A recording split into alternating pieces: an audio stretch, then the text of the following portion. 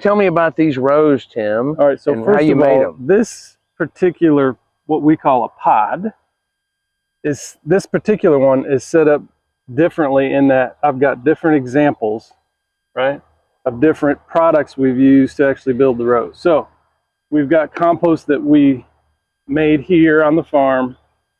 Then we've got a mushroom compost, right? And then we have different pathway material so that we can demonstrate to people the different types and how you might want to do it, okay? But the way we build these is we do everything on a 30-inch row. It's just a raised bed, okay? Meaning we take the grass away and we go to the native soil and we lay a 6-inch layer of compost on top. And that technically is just a raised bed, okay? And so if you see what we've got here, we started on this end, right? And we simply put one pathway or one lift of pathway here, right? Then we do the row and we just continue the process. So Tim, why do we have a raised bed at all? Why is that better than a flush bed? Right. I want to make a little disclaimer here, to be fair. Most people are farming with standard till practices. They've been doing it for generations, right? So till the soil, add your amendments. And you're probably you're doing that. You're not doing that because you don't want to kill the microbes in the soil. Yeah, what we're trying to do is farm soil, not plants. Ah, that's powerful. So you're trying to build up the microbial inventory in the soil, instead of exposing it and burning it with the sun and killing all the things that make the soil richer. So you're building a stronger soil. What people don't understand is that the microbes need several different things. Okay, it actually needs air, water, which is hydrogen and oxygen, right? And it needs a soil that is not compacted so that the roots can do their thing. Okay. So if we just pull aside, a piece of this mulch that I have on top, you'll see that this soil is extremely loose. Look, he put his hand 6 inches down in that. So it has air, it has moisture, has no compaction, right? Yeah. And the microbes thrive in that environment. And so you never walk on the raised beds. Never walk on there. Right? And then compare that to that soil yonder. Yeah, so that's my point about traditional gardening. Actually, if you shoot over there, you'll see a bare patch of soil. Okay? Now we've tilled that, which we do to integrate the first layer, but that soil is still hard. You go try to stick your hand in there, right? Yeah. It's still compacted. It still doesn't receive the water well, right? The water just sheds. And the roots have a really difficult time of, penetrating. So what we'll do here is we'll build the bed and then mulch on top. That's what holds the moisture, suppresses the weed. But then it also becomes part of the compost and the soil. Then you're building the soil. You broad fork it. Now, you turn it over. Broad forking, for people who don't understand, I can get you one and show you what it looks like. So every fall or spring, I do it once a year, I'll broad fork the row so that I keep integrating the soil, the natural soil, with the new composted soil. And then your soil will grow deeper and deeper and deeper. Where's the broad fork? I'm going to go get it. Here's the real test, right? Okay. So, and I'm speaking to the cameraman here, not Ames at the moment, but look at the plant. The plant is telling you, okay? Tennessee right now is in the midst of a drought here in the spring, but those plants are extremely happy and healthy, right? Even in the midst of a drought. The only time I've given them water is when I planted them. They've not been watered since. Okay? Yeah. And you see when you pull the mulch back how much soil is being retained even in the midst of a drought. Moisture. Yeah. Yeah, how much moisture is being retained. Correct. So, but the plants are screaming, I'm healthy, if you look at them, right? And if we were to come back later and show you the difference and you compare it to other people who are growing in that typical till environment, you'd see ours are performing way, way better. Just no question. Now, here's the other thing, just for everybody to know. The most important thing actually to building that soil is the sun. So you want as much photosynthesis as possible. So in a minute, we'll show you some rows where we're building via photosynthesis. Here, we'll come add additional plants in with these tomatoes, just so we're filling in the space and allowing more photosynthesis to happen. Okay, now will the material that's in your row, your walking paths, ever contribute to the soil that you're growing plants? Yeah, so ironically, you can see this at our old farm, but that's all going to decompose, and you'll wind up with a full bed of decomposed matter that's now got all the perfect characteristics you could grow right there eventually if you wanted to. Now we won't. We'll keep adding more wood chips just to keep the path clean and so that we can function well in the garden. Okay. You understand? So there's never going to be anywhere you're going to plant anything. You could. It's not like you have to rotate. I don't want, because the soil doesn't get depleted. I don't want to ever move the row or the path ever. I just want to keep adding a little bit to it so that I maintain the neatness and orderliness of it all. Okay. Okay. Because you really don't want people not knowing where they should walk. So why are your rows so wide relative to how we were all taught? You just string a line and you plant in that line and then you move it over 16 inches and do another one. Yep. You've got 30-inch module, 16-inch walking path, 30-inch module. Why are the beds so broad? Okay, so there's really a couple of reasons. First of all, commercially, all of the supplements that you use to garden, such as row covers, right, hoops, all of it, they're built with 30 inches in mind. Huh. So if we have a brassica, like a cabbage, and we want to put a bug net over it, we can buy a standard bug netting that's already formed at 30 inches. Okay, I gotcha. So, but that's just one reason, right? That's one. But in addition, the length of the rows matter as well. So, and how long are they?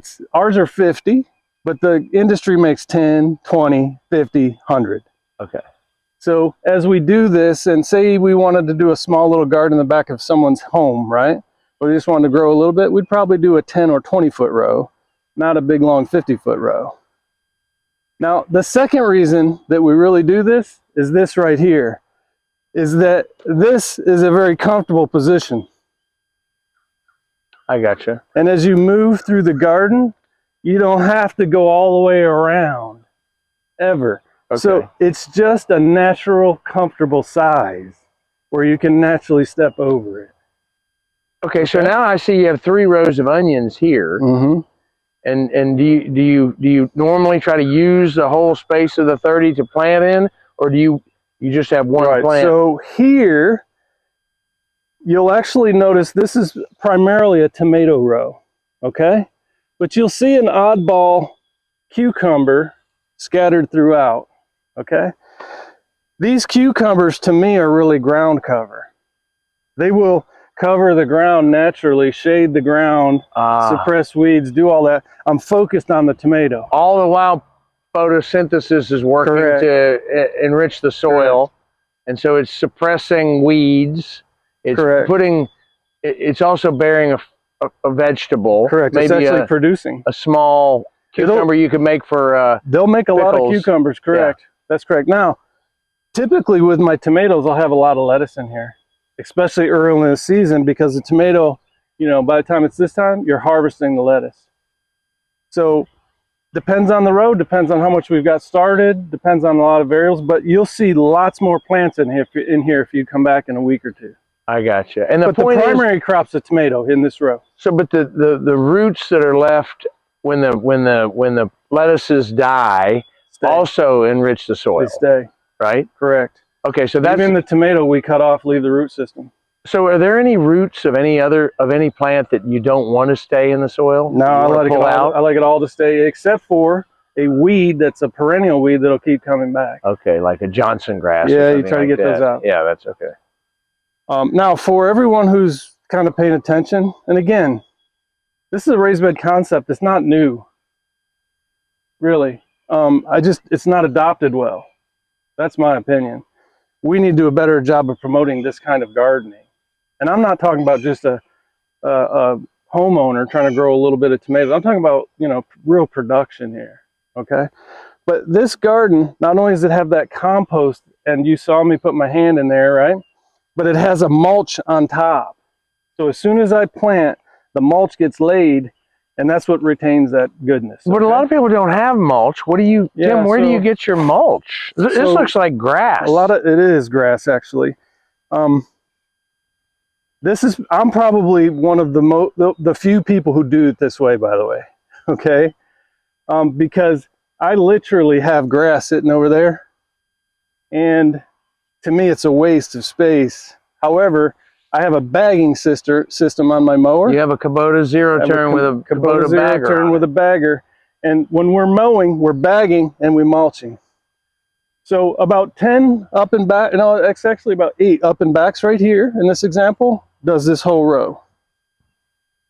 And so we're constantly mowing, capturing that natural material and putting it back into the ground. So if you're always capturing all the clippings, that's going to ultimately deplete the grass because it's not going to have any nitrogen. Well, you'll notice that this garden's pretty much been mulched out except for we've planted. We'll go back to mowing and scattering the clippings there and be, you know, refeed. But you're also going to take you can also take those clippings and incorporate them into your compost. Correct. Because that's fuel, that's nitrogen into your compost. Right? Most people's yards who have grass have been mowing and leaving the grass clippings on. So there's topsoil that's there to support the grass. I'm not growing grass. Gotcha. Yeah. However, there's plenty there. I'd rather harvest it, compost it, or mulch it. I gotcha. Okay. Correct. Okay.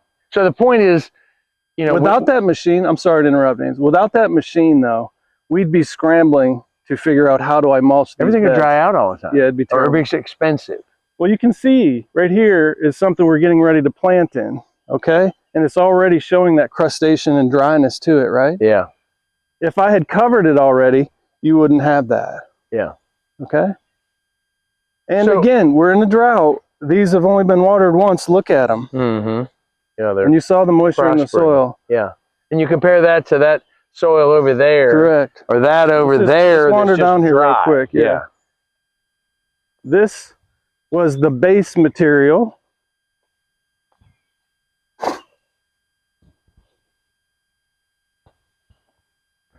Now just stand on there. This has been tilled, but stand on, feel how hard it is. Yeah. It's hard. Now try to stick your hand in there. So it was tilled yesterday. Yeah. Okay, so if you're trying to support, now think about a tomato growing in that. Yeah, it's going to struggle. Yeah.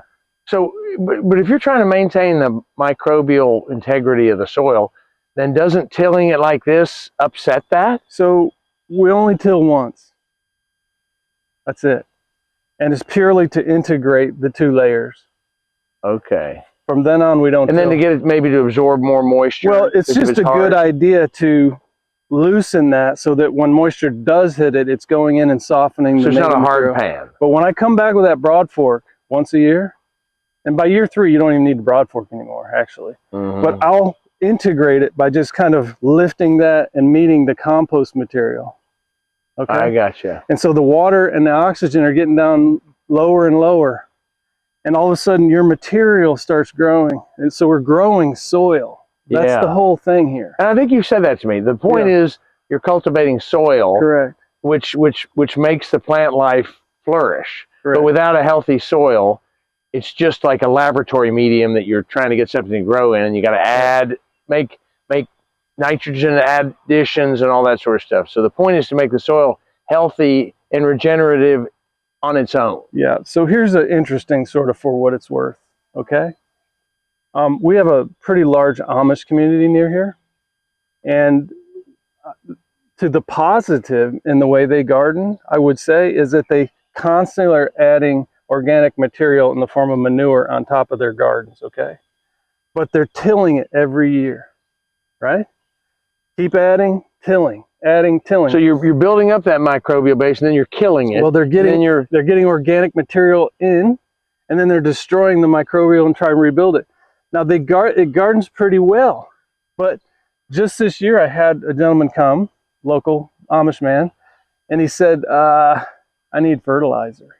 Where do you get your fertilizer? And I asked him, like, if you'd stop fertilizing and make a permanent bed, you'd never have to buy a fertilizer again the rest of your life.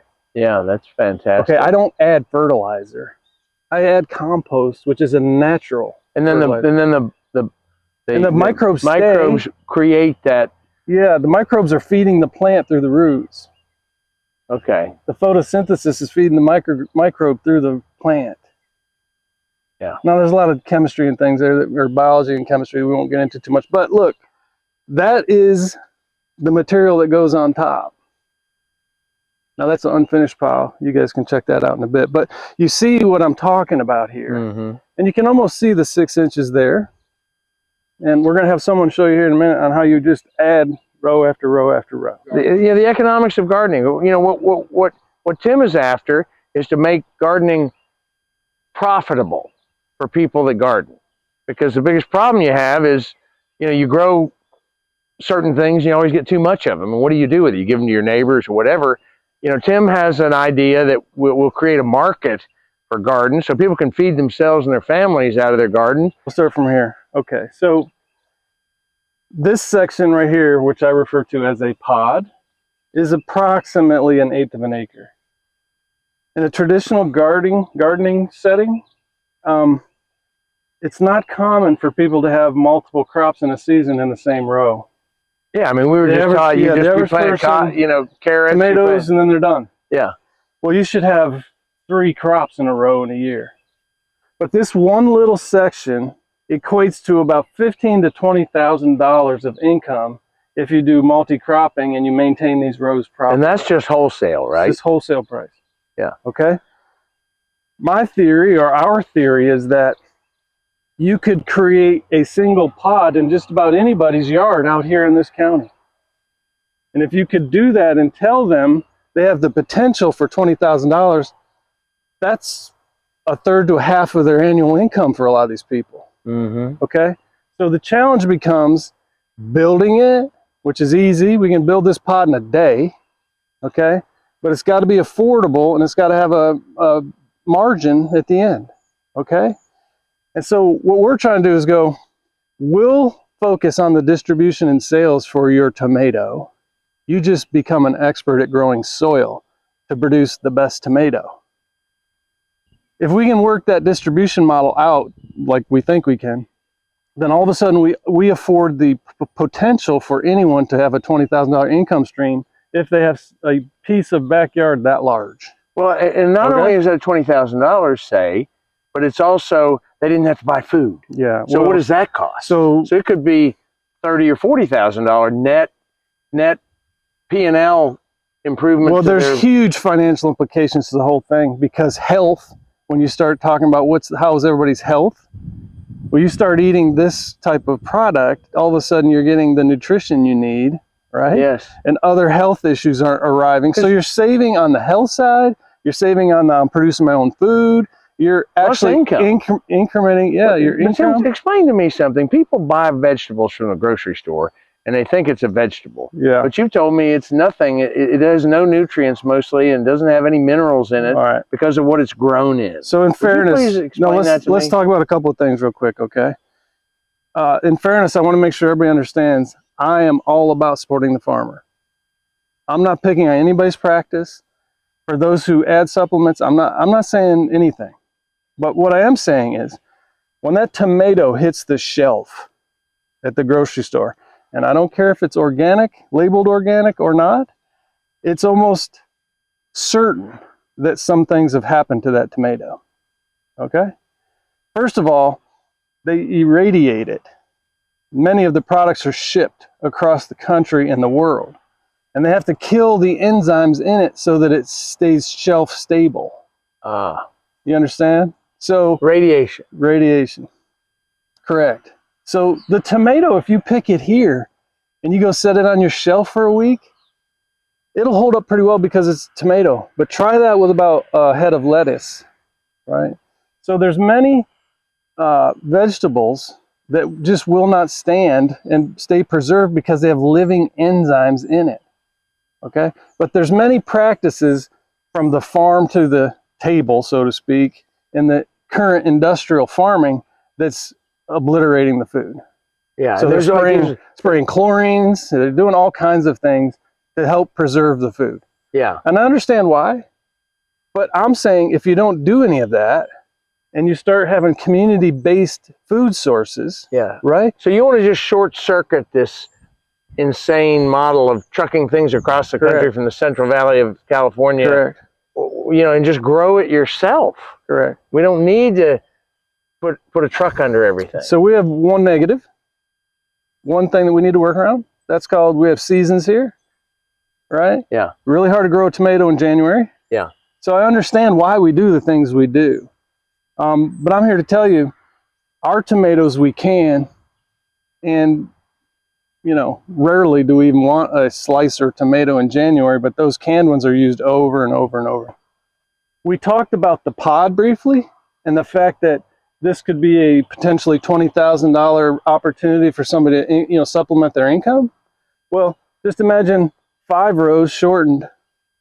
All of a sudden, anyone in their backyard can start growing good stuff. Because your pod is 50 feet by 100 feet. It's 5,000 square feet, which is roughly 1/9 of an acre. Yeah, it's about 1/8 to 1/9. Yeah, yeah. So it's not much. A lot of people have that much space, yeah. And a lot of people would love to garden, but they don't have the hardware to do it. They don't think they have the time to pull all the weeds, and they all remember, you know, 9 o'clock at, you know, in the morning in July, pulling Johnson grass out of their watermelon patch, their dad's watermelon patch, and nobody wants to do that. Correct. So how do we make gardening approachable to average people? So the biggest expense to this is offset by the future labor. But there is an investment on the front end called compost. Mm-hmm. The wood chips and all the pathway material is readily accessible and pretty inexpensive. But we need to create sources of compost in the community so that it also now comes at a lower cost, right? So the biggest component to what you're doing is the compost. And it's the most important component. Correct. And what do you use to make compost? Okay, so here, there's 2 answers to that. The initial build, you need bulk like that pile there, okay? Which is manures, hay, grass, anything that is grown here on the farm that we can harvest. Wood chips, all of it. So we're not that selective. We put weeds in it. So if you make the compost properly, get it to the right temperature, every seed form is killed in the process as well. So it's inert with life, but it's full of nutrients. Well, it doesn't have seeds, doesn't have live seeds, but it has tons of microbial life in it. So it just gets laid down and you're off and running. And so the point of that is that if you have no seeds in your soil, if you will, then you don't have to pull weeds all the time. Because that's the thing that I think most people just infuriates them, is they go out there and the weeds grow faster than the vegetable, and it's maddening, and they don't want to spend all their time. It's backbreaking. So the initial build of this pod for the average person, they wouldn't know what to do. Well, yeah. So we got to help them with that. Impossible. Yeah. In the future, though, every year you just add an inch, and everyone, you know, you have all kinds of material that comes off of here when you harvest. And we just keep building. And how are we're going to help them build the pod, and then every year they can come and get the compost from us? So in our model, we have every intention of helping people build the pods. Actually, even small beds in the backyards of a community garden, right? So we have many ideas on how we go through the 3 tiers of gardening and how we might help people do that. The biggest thing, though, Ames, is getting them to understand the concept and them just doing it. So if they don't need our help, that's great too, right? Just do it. But yeah, we have the expertise on how to build it. We think people will subscribe to that, and we're trying to build a program where we can go out and help people build them and get them off the ground. Perfect. Okay, so we want to be partnered with the compost folks, right? Yeah. We already have equipment. We could come show up and build your pod in a day. And then where do they get the plants? And what do you plant? So if we're going to pay them, then obviously we have to determine or dictate ahead of time what is planted. Yeah. And then how do they get the plant? So without giving you exact numbers per se, right? If you go to Lowe's and you buy a tomato plant, or any nursery to buy a tomato plant, it's pretty expensive, $4 to $5 a plant. We plan on being able to tell those who participate in sort of our program, well, we'll deliver a tray for that, right? So think about, now I've got, this row will take 20 to 25 tomato plants. Well, a tray holds 70, that's 3 rows. You're right. Right? And all of a sudden you have access to the plant. Now here's the real magic in it. One heirloom tomato will create enough seeds for anyone to have for a lifetime.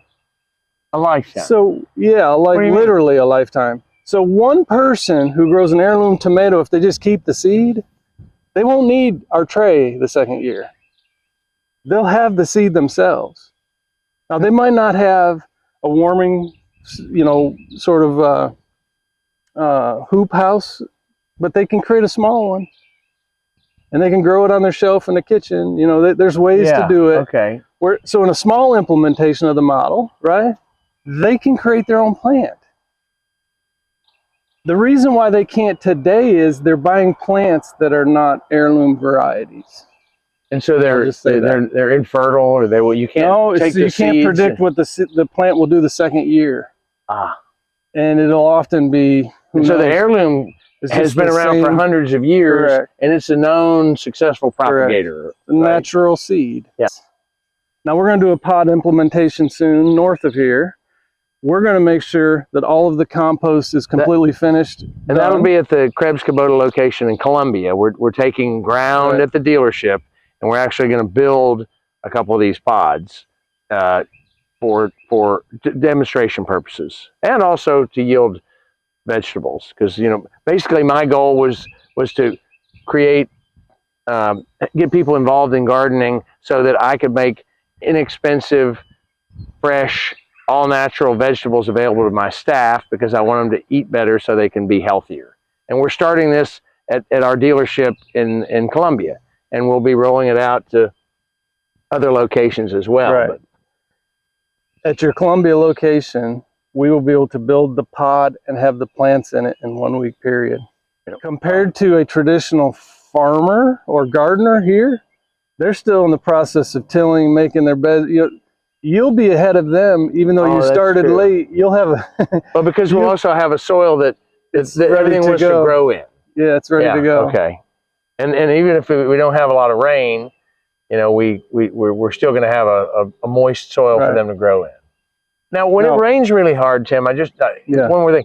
When it rains really hard, you don't have like soil and mulch displacement. It all stays in place and absorbs right into the ground, You can see this has been here since late last summer, this one pod.